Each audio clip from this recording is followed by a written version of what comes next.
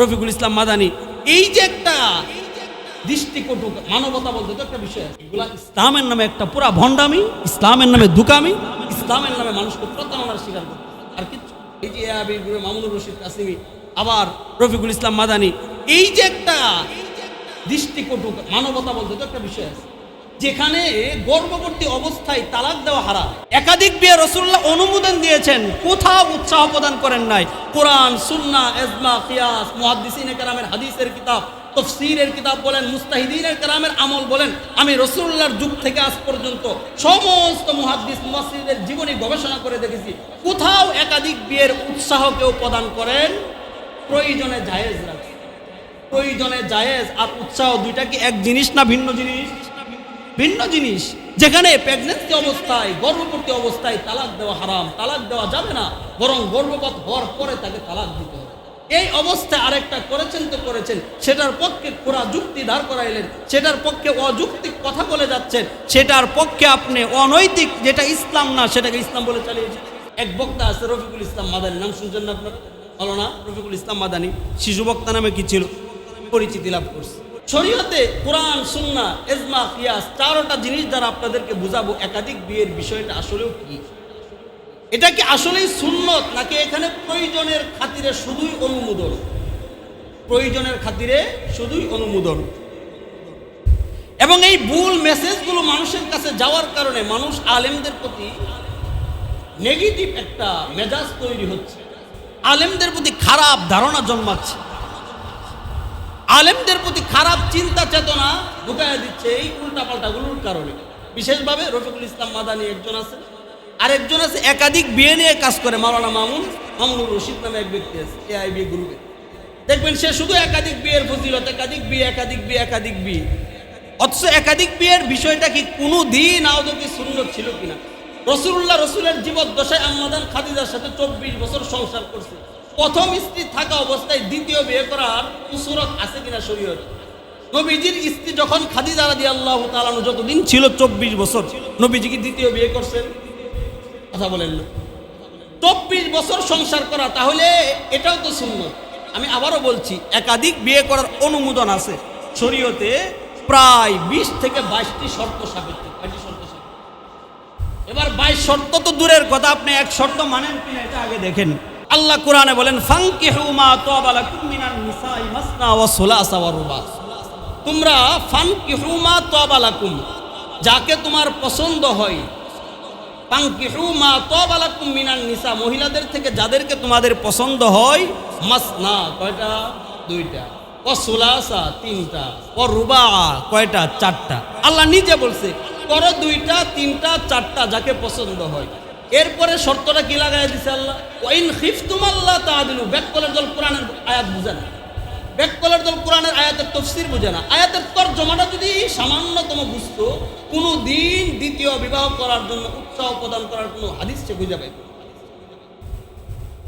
কোন এখানে আয়াতের স্বাভাবিক তরজমা যারা সাধারণ বুঝেন তারাও এটা বুঝেন যে ওয়াইন খিফতুম আল্লাহ তাআদিলু ফাওয়াহিদাতান আও মা মালাকাত, যে যদি তুমি ভয় করো ইনসাফ রক্ষা করতে পারবে না, তাহলে ফাওয়াহিদা একটা নিয়ে খুশি থাকো। সুবহানাল্লাহ বলবেন। যদি ভয় হয়, তিনটার মধ্যে ইনসাফ কি? মুহাদ্দিসিনে কেরাম, মুফাসসিরিনে কেরাম বিস্তারিত ব্যাখ্যা লিখছে। ইনসাফ, সময়ের ইনসাফ। রাসূলুল্লাহ সাল্লাল্লাহু আলাইহি ওয়াসাল্লামের 24 ঘন্টা সময়ের মধ্যে যেই সময়টুকু স্ত্রীদের জন্য ছিল, 11 জন স্ত্রীর জন্য পুঙ্খানু তিনি পালন করেছেন। পারবেন নবীর মতো ইনসাফ করতে? ইনসাফ সময়ের ইনসাফ, ইনসাফ দেখা সাক্ষাতের ইনসাফ, ইনসাফ খাবারের ইনসাফ। 2 তরমুজ আইনা 2 জনকে দিলে এটা ইনসাফ হবে না।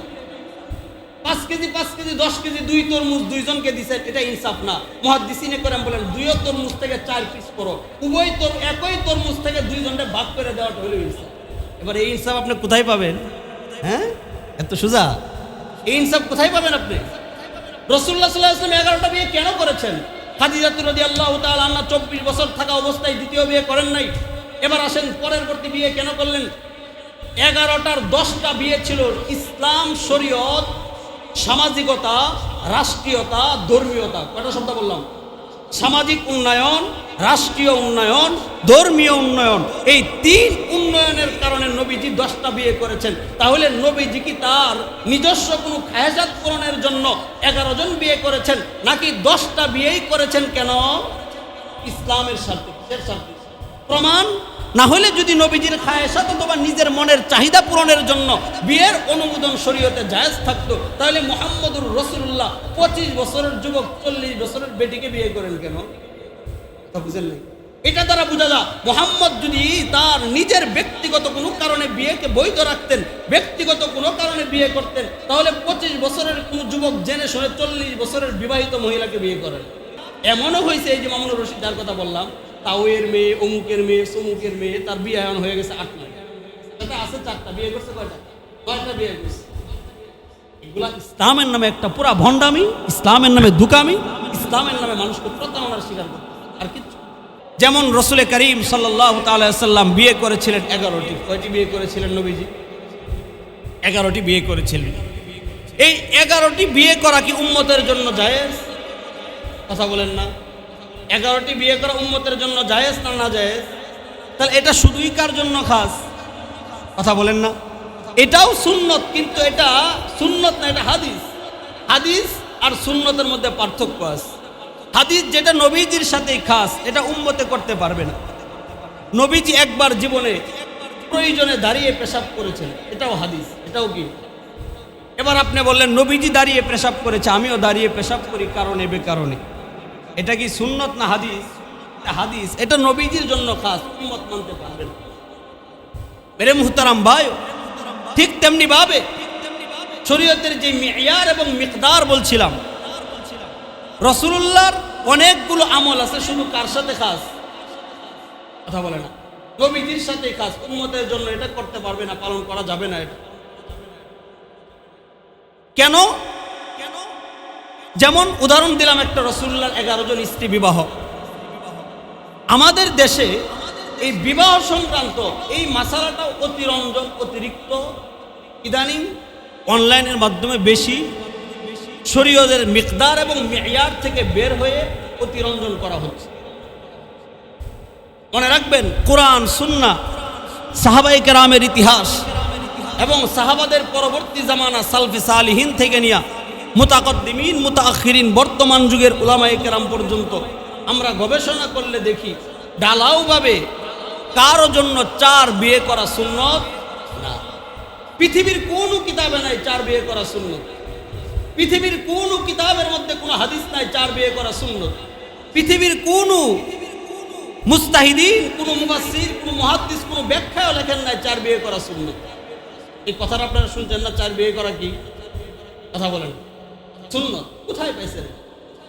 কোনো হাদিসে নাই, কোনো কোরআনের তাফসীরে নাই, কোনো মুস্তাহিদিনে নাই, কোনো মুফাসসিরিনে কেরাম বলে নাই, কোনো মুহাদ্দিসিনে কেরাম বলে নাই। এগুলো এই জন্য বলছি, প্রত্যেকটা বিষয় যদি মিম্বার থেকে স্পষ্ট না করা হয়, অনলাইনে কিছু মৌলবী মানুষদেরকে ধোঁকা দিচ্ছে।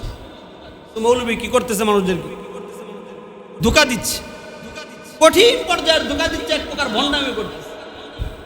এক বক্তা আছে রফিকুল ইসলাম মাদানী, নাম শুনছেন না আপনারা?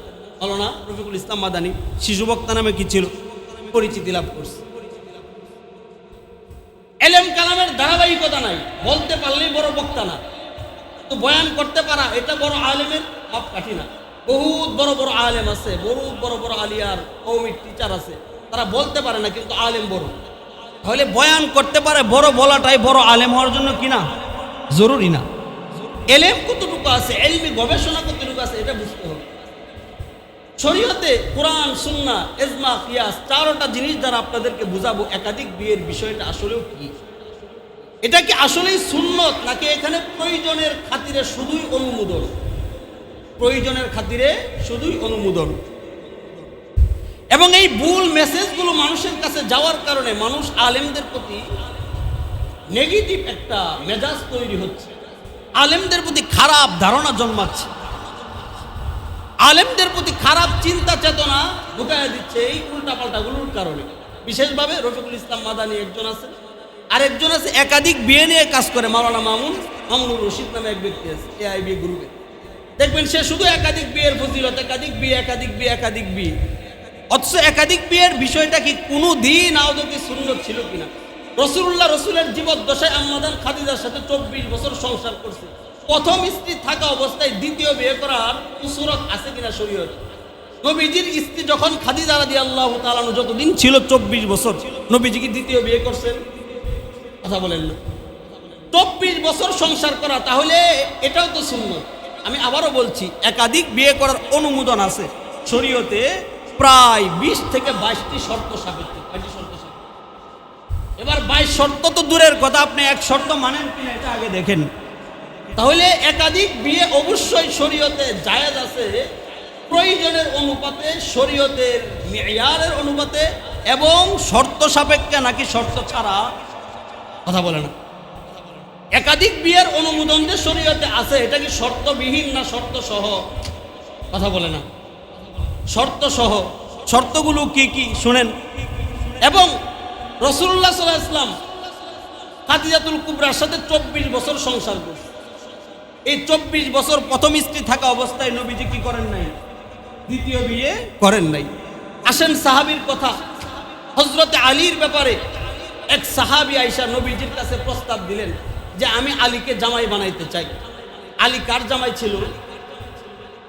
নবীজির জামাই ছিল। নবীজি বললেন, শোনো, আমি এটা পছন্দ করি না। আমাকে আমার ফাতেমাকে কষ্ট দেওয়া মানে আমাকে কষ্ট দেওয়া। আমি চাই না ফাতেমা যতদিন আছে আলী আরেকটা বিয়ে করবে। তাহলে সাহাবীর আমল থেকে সাহাবীর আলী আরেক স্ত্রী থাকা অবস্থায়, ফাতেমা থাকা অবস্থায় দ্বিতীয় বিয়ের কোন অপশন ছিল? এই এমবাই গ্রুপের যে গ্রুপ আছে মামুনুর রশিদ, ওনারা শুধু দলিল, মিথ্যা বুয়া যত দলিল আছে বৈশা বৈশা সারাদিন। অথচ এমন এক সাহাবী দেখাইতে পারবেন না ইসলাম গ্রহণ করার পরে 4 বিয়ে করছে। হ্যাঁ, প্রায় 7 থেকে 8 জনের 4 জনের অধিক স্ত্রী ইসলাম গ্রহণের আগে ছিল। এবার নবীজি বলছে 4 জন রেখা বাকিগুলা বাদ দিয়ে দাও, না হলে এগুলো কোথায় যাবে? কথাটা বুঝছেন? তাহলে বিয়ের পরে উৎসাহিত করার তো কোনো মাসালাই নাই। প্রয়োজনের কারণে করা আর উৎসাহিত করা দুইটা কি এক জিনিস? আপনি হাজারো সংসার ভেঙে দিচ্ছেন। শুনেন, বাহরুর রায় কিতাব আছে, এক ফতোয়ার কিতাব, আদ-দুররুল মুখতার। এই ফতোয়ার কিতাবের মধ্যে আসছে, ইযা তাজাওয়াজা আন নিকাহ আল মারআতুল উলা, যে হানাফি মাযহাবের প্রসিদ্ধ ফিকহি কিতাব, দ্বিতীয়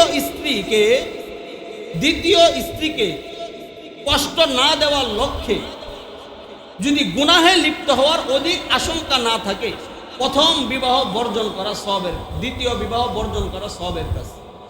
আগের যে আপনার স্ত্রী আছে তাকে কষ্ট না দেওয়ার লক্ষ্যে সে কি কষ্ট পাবেন?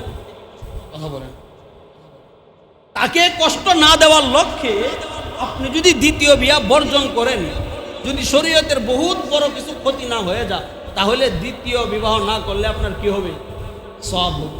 তাহলে আপনি সেখানে দ্বিতীয়টার উৎসাহটা কোথায় পাইলেন? উৎসাহ করার কোনো সুযোগ নাই। তার প্রথম স্ত্রী প্রেগনেন্ট, বাচ্চা হবে, এই মুহূর্তে আরেক স্ত্রী করেছেন, বাস জায়েজটাকে জায়েজের মধ্যে রাখেন। আপনি যদি প্রকাশ না করেন, চুপচাপ করে ফেলছেন, বাস হয়ে গেছে, জায়েজ তো এটাকে শরীয়তের গিনে করা যাবে না। একাধিক বিয়ে যদি কারো প্রয়োজন থাকে, টাকা আছে, পয়সা আছে, অর্থ আছে, সম্পদ আছে, সমর্থ আছে, আগের স্ত্রী অসুস্থ অথবা তার হচ্ছে না একজন, সে 2, 3, 4 করতে পারবে, কোনো সমস্যা নাই, এটাকে হারাম বলারও কোনো সুযোগ। তবে শর্ত সহ না শর্ত ছাড়া?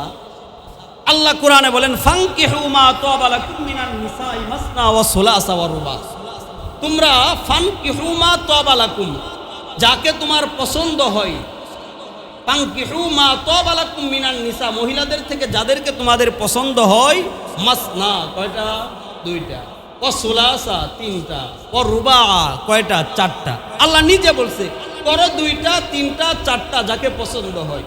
এরপরে শর্তটা কি লাগাই দিছে আল্লাহ? ওয়াইন খিফতুম আল্লাহ তাআদিলু। ব্যাককলের দল কোরআনের আয়াত বুঝে না, ব্যাককলের দল কোরআনের আয়াতের তাফসীর বুঝে না। আয়াতের তরজমাটা যদি সামান্যতম বুঝতো, কোনো দিন দ্বিতীয় বিবাহ করার জন্য উৎসাহ প্রদান করার কোনো হাদিস সে বুঝে পাইত।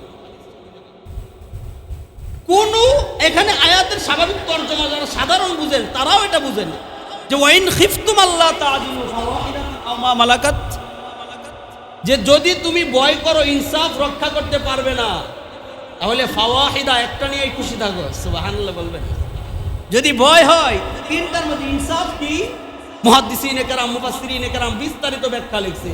ইনসাফ, সময়ের ইনসাফ। রাসূলুল্লাহ সাল্লাল্লাহু আলাইহি ওয়াসাল্লামের 24 ঘন্টা সময়ের মধ্যে যেই সময়টুকু স্ত্রীদের জন্য ছিল, 11 জন স্ত্রীর জন্য পুঙ্খানুপুঙ্খানু তিনি পালন করেছেন। পারবেন নবীর মতো ইনসাফ করতে? ইনসাফ সময়ের ইনসাফ, ইনসাফ দেখা সাক্ষাতের ইনসাফ, ইনসাফ খাবারের ইনসাফ। 2 তরমুজ আইনা 2 জনকে দিলে এটা ইনসাফ হবে না। 5 কেজি 10 কেজি 2 তরমুজ 2 জনকে দিছে, এটা ইনসাফ না। মুহাদ্দিসিনে কেরাম বলেন 2 তরমুজ থেকে 4 পিস করো, একই তরমুজ থেকে 2 জনকে ভাগ করে দেওয়াটা হলো ইনসাফ। এবার এই ইনসাফ আপনি কোথায় পাবেন? হ্যাঁ, এত সোজা? এই ইনসাফ কোথায় পাবেন আপনি? রাসূলুল্লাহ সাল্লাল্লাহু আলাইহি ওয়াসাল্লাম 11টা বিয়ে কেন করেছেন?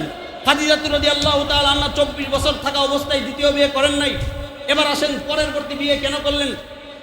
11টার 10টা বিয়ে ছিল ইসলাম, শরীয়ত, সামাজিকতা, রাষ্ট্রীয়তা, ধর্মীয়তা। কয়টা শব্দ বললাম? সামাজিক উন্নয়ন, রাষ্ট্রীয় উন্নয়ন, ধর্মীয় উন্নয়ন। এই 3 উন্নয়নের কারণে নবীজি 10টা বিয়ে করেছেন। তাহলে নবীজি কি তার নিজস্ব কোনো খায়াজাত পূরণের জন্য 11 জন বিয়ে করেছেন, নাকি 10টা বিয়েই করেছেন? কেন? ইসলামের স্বার্থে, কিসের স্বার্থে? প্রমাণ না হলে যদি নবীজির খায়াসাত অথবা নিজের মনের চাহিদা পূরণের জন্য বিয়ের অনুমোদন শরীয়তে জায়েজ থাকতো, তাহলে মুহাম্মদুর রাসূলুল্লাহ 25 বছরের যুবক 40 বছরের বেটিকে বিয়ে করেন কেন? তা বুঝেন নাই? এটা দ্বারা বোঝা যায় মুহাম্মদ যদি তার নিজের ব্যক্তিগত কোনো কারণে বিয়েকে বৈধ রাখতেন, ব্যক্তিগত কোনো কারণে বিয়ে করতেন, তাহলে 25 বছরের কোনো যুবক জেনে শুনে 40 বছরের বিবাহিত মহিলাকে বিয়ে করেন। খাদিজাতুল কুবরার বয়স ছিল কত?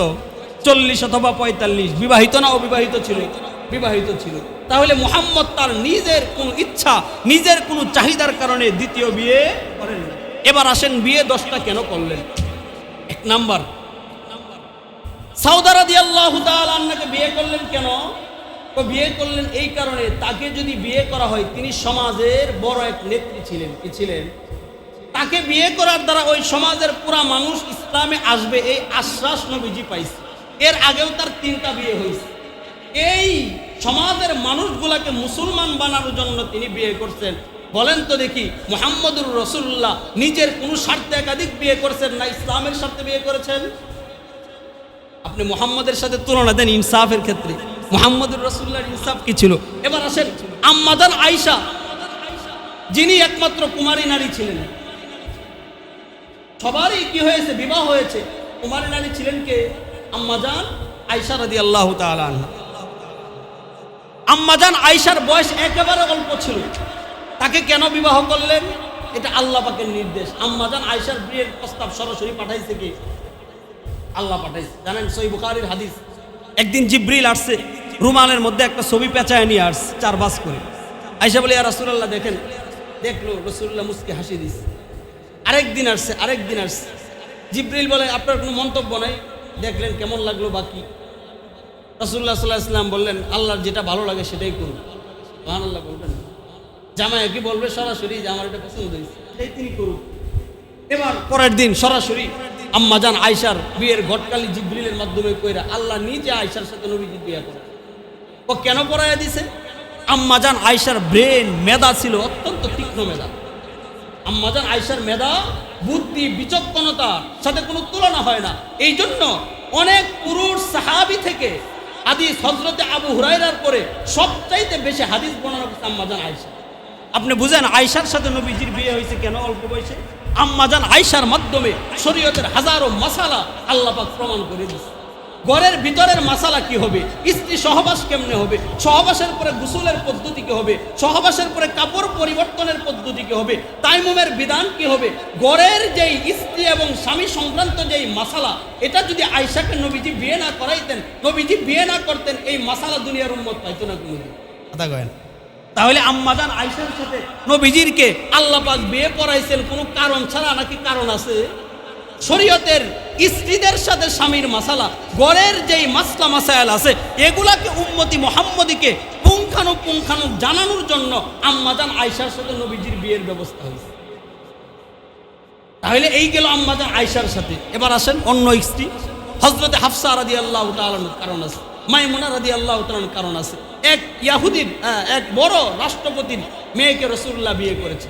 তাহলে রাসূলুল্লাহর আম্মাজান খাদিজার একটা বিয়ে করেছেন সুন্নত হিসাবে, একটা বিয়ে কি হিসাবে করেছেন? একটা বিয়ে করা সুন্নত। এর অতিরিক্ত কোনো বিয়ে করা সুন্নত না, অনুমোদন আছে। কথা বলে না? এক বিয়ে করা কি? কথা বলেন। তাও কখন? সব অবস্থায় না। বিয়ের 4 হালত। বিয়ে করার কয় অবস্থা বলেন? বিয়ে করার কয় অবস্থা? আওয়াজ করে বলেন না। বিয়ে করার কয় অবস্থা? 4 অবস্থা।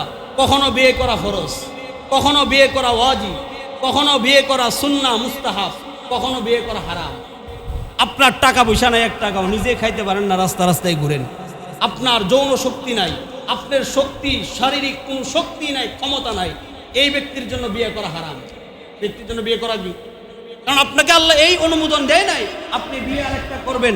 আপনি বাস পঙ্গু, অসহায়, দরিদ্র, টাকা পয়সাও দিলেন না বউরে, আপনি তার শারীরিক শান্তিও দিলেন না, আরেক মেয়ের জীবন নষ্ট করার কোনো ক্ষমতা ইসলামকে আপনাকে দিছে? তাহলে বিয়ে করা কি পাইলাম আমরা এখানে? হারাম। বিয়ে করা কি?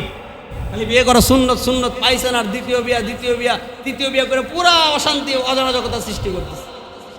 এই যে যেই ব্যক্তির টাকা পয়সা নাই, অর্থ সম্পদ নাই, শারীরিক শক্তি নাই, তার জন্য বিয়ে করা কি ফরজ না হারাম? হারাম। এবার আসেন, বিয়ে করা ফরজ কার জন্য? টাকা পয়সা আছে, হৃষ্ট বডি, চেহারা স্বাস্থ্য ভালো, এবং তার যৌবন শক্তি ভালো, এই ব্যক্তি যদি বিয়ে না করে গুনাহের কাজে লিপ্ত হওয়ার আশঙ্কা আছে। আমার দেশের অবস্থা কি জানেন? ইসলামের বয়স অনুযায়ী বিয়ে করা অপরাধ, আর ইসলামের বয়সের কম নাবালেগ ইফতিজিন করবে, যৌন কাজে মিলিত হবে, এটা অপরাধ না সংবিধানের দৃষ্টি। ইসলামের দৃষ্টিতে বালেগা হইতে বিয়ে করা যাবে, কোনো সমস্যা নেই। পুরুষের সময় নাও, অনুমোদন নাও, মেয়ের অনুমোদন দিয়ে দাও, বাস বিয়ে হয়ে যাবে, যদি তারা বালেগা হয়ে যায়।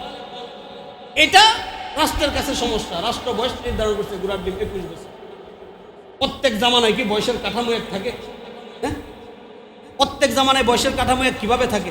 আজ থেকে 20 বছর আগে 8 বছরের ছেলেটা যেটা বুঝতো না, এখন 5 বছরের ছেলেটা সেটা বুঝে। কথা কয় না? এটা আপনার একমত আমার সাথে? তাহলে বয়স যে আপনি নির্দিষ্ট করলেন সংবিধানে 21 বছর, 18 বছর, ঘোরার ডিমে কিভাবে করলেন? প্রত্যেক জামানায় তো মানুষের বয়স একরকম থাকে না।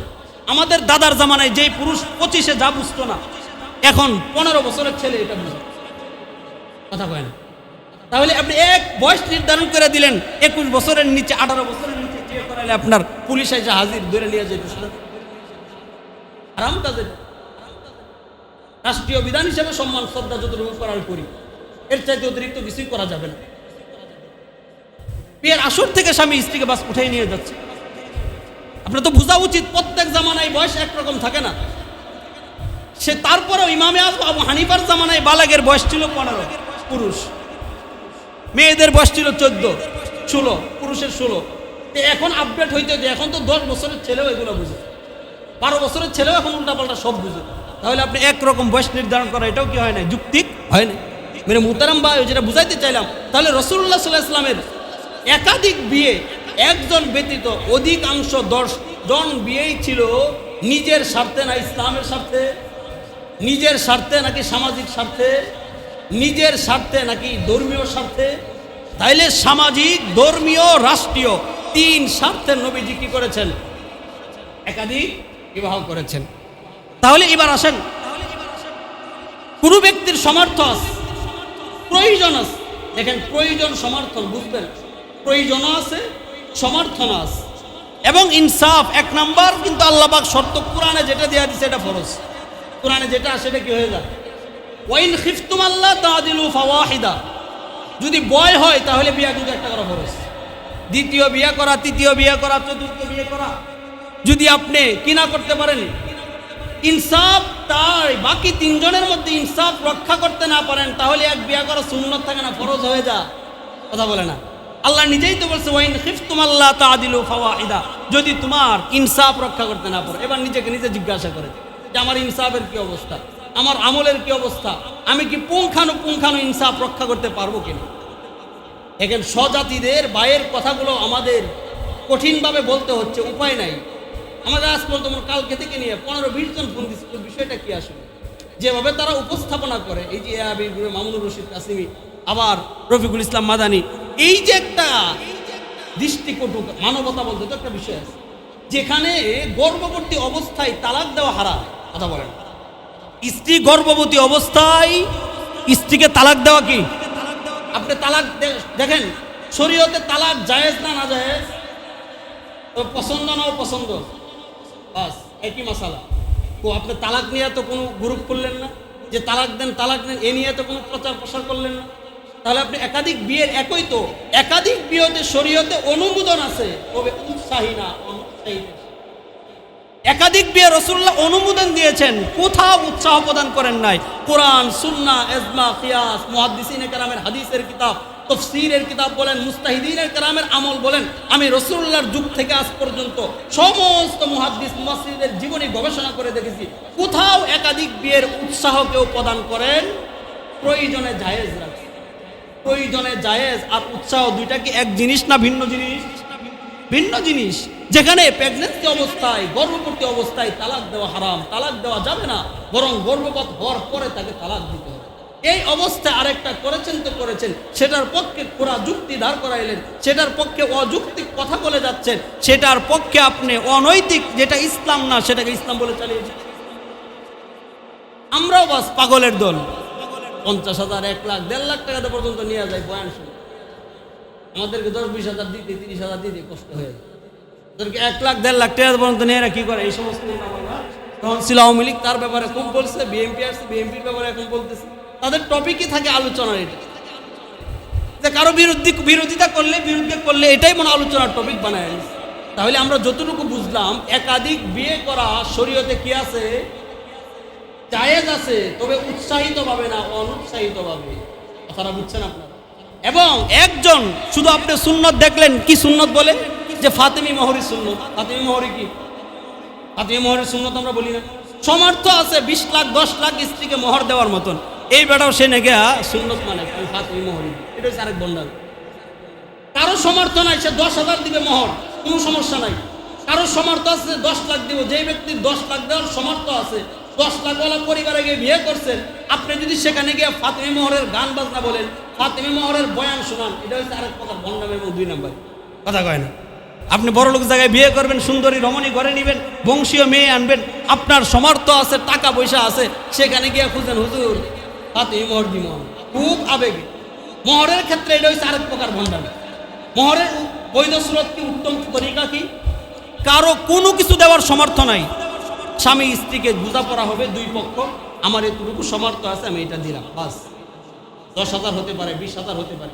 তবে একেবারে একটা আমরা বলি যে যেহেতু চুরি করলে একটা অঙ্গ কাটা হয়, আর একটা অঙ্গ চুরি কি পরিমাণ চুরি করলে অঙ্গ কাটা হয়? আপনার পকেট থেকে 10 টাকা নিছে, তার হাত কাটতে পারবেন? কথা বলেন। 1,000 টাকা নিছে, হাত কাটতে পারবেন? 1 লাখ টাকা নিছে, এবার হাত কাটা যাবে।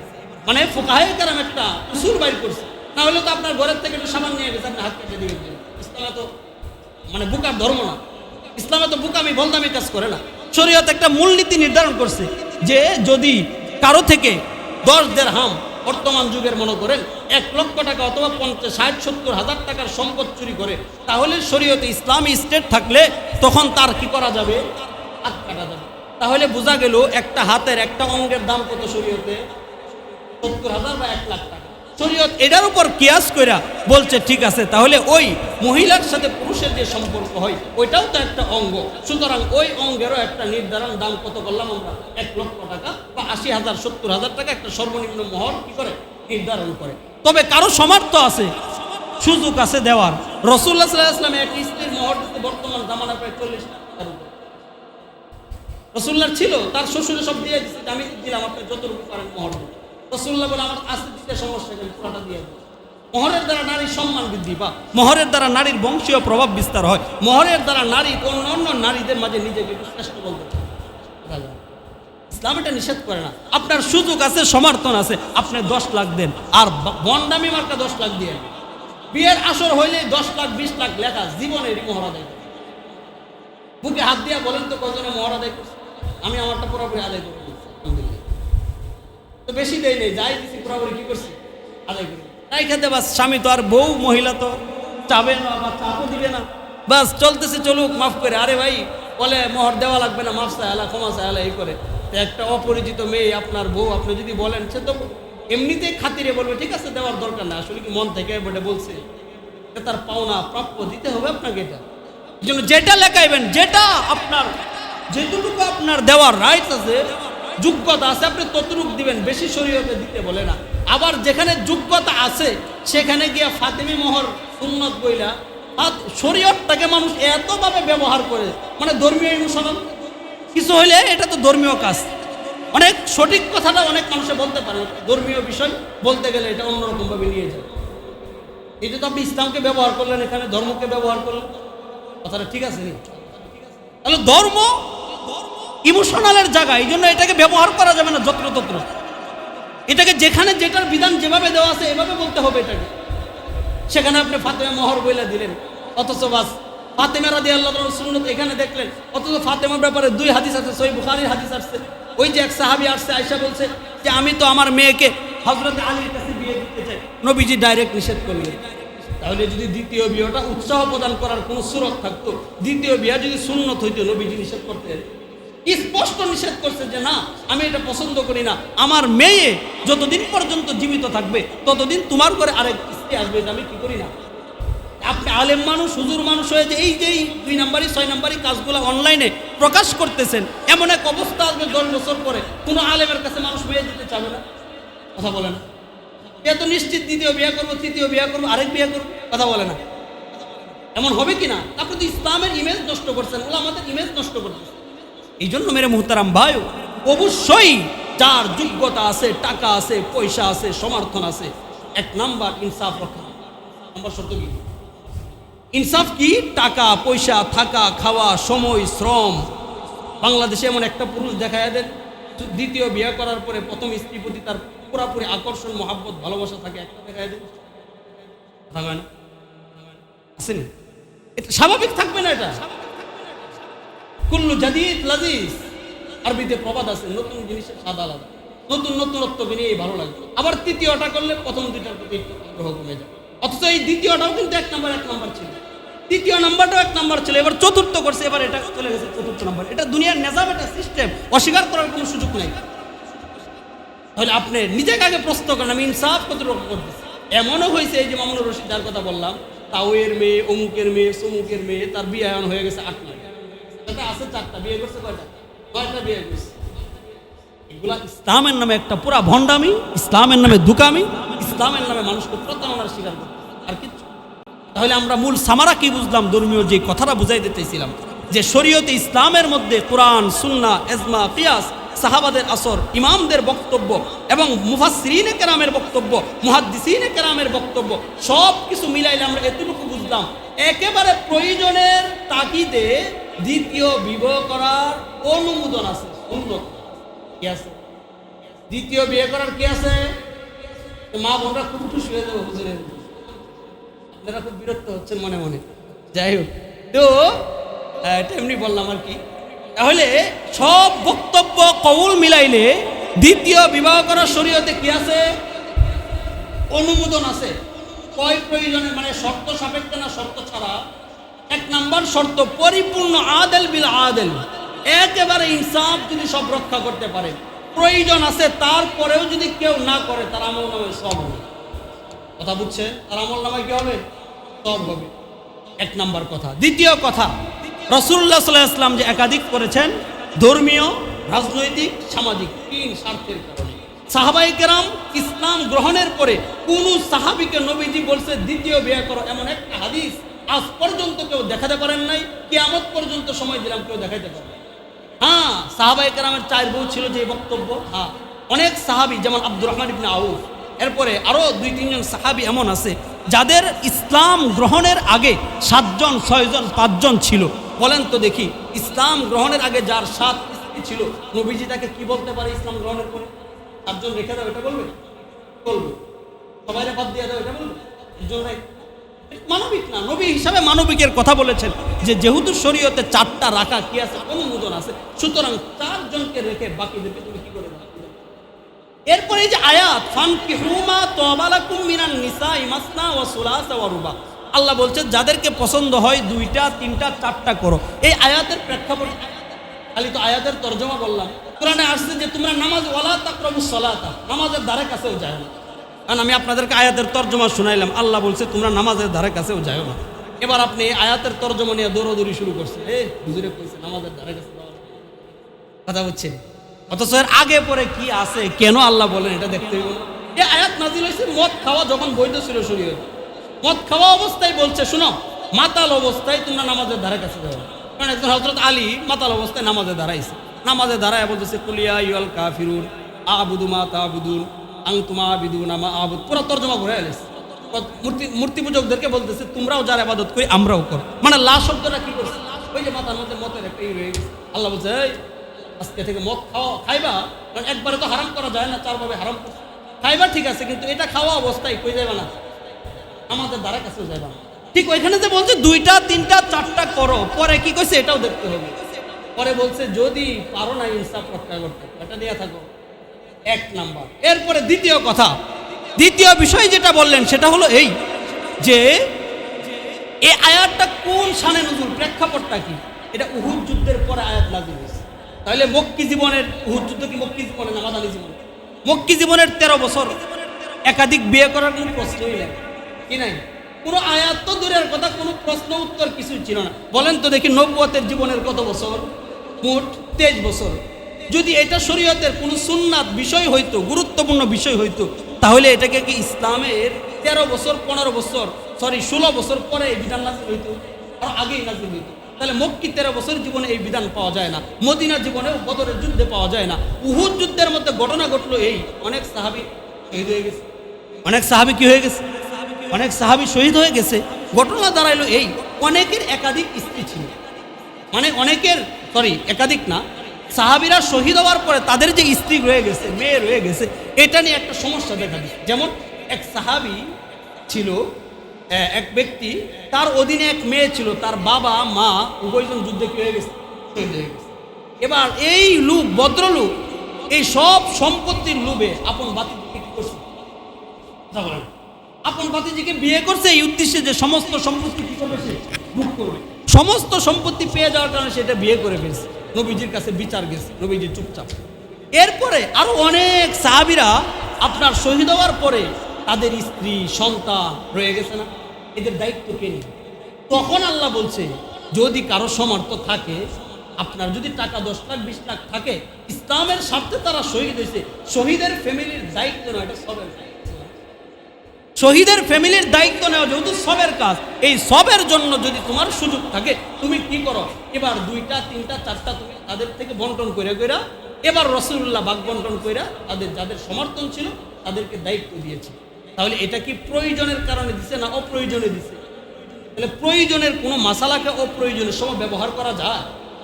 বর্তমান বিশেষভাবে দারুল উলুম দেওবন্দের ফতোয়া, যেটা গোটা বিশ্বের মধ্যে যেই ফতোয়াকে গ্রহণ করা হয়, দারুল উলুম দেওবন্দের ফতোয়া হলো এই যে কোনো অবস্থাতেই আপনার প্রয়োজন যদি অতিরিক্ত না হয়, একেবারে হারাম কাজ লিপ্ত হওয়ার সম্ভাবনা না থাকে এবং ইনসাফ যদি রক্ষা করতে না পারে, তাহলে তার জন্য দ্বিতীয় তৃতীয় চতুর্থ করার কোনো সুরত এবং এটা সুন্নত না, এটা আগে বুঝতে হবে।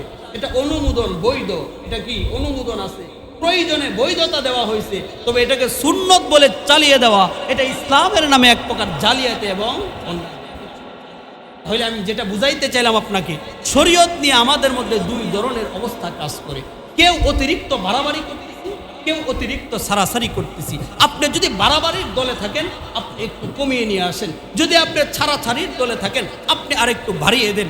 এই বাড়াবাড়ি ছাড়াছাড়ির মাঝামাঝি যতদিন না হবেন ততদিন পর্যন্ত আপনার এই ঈমান আমাল নিয়ে জান্নাতে যাওয়ার কোনো সুযোগ।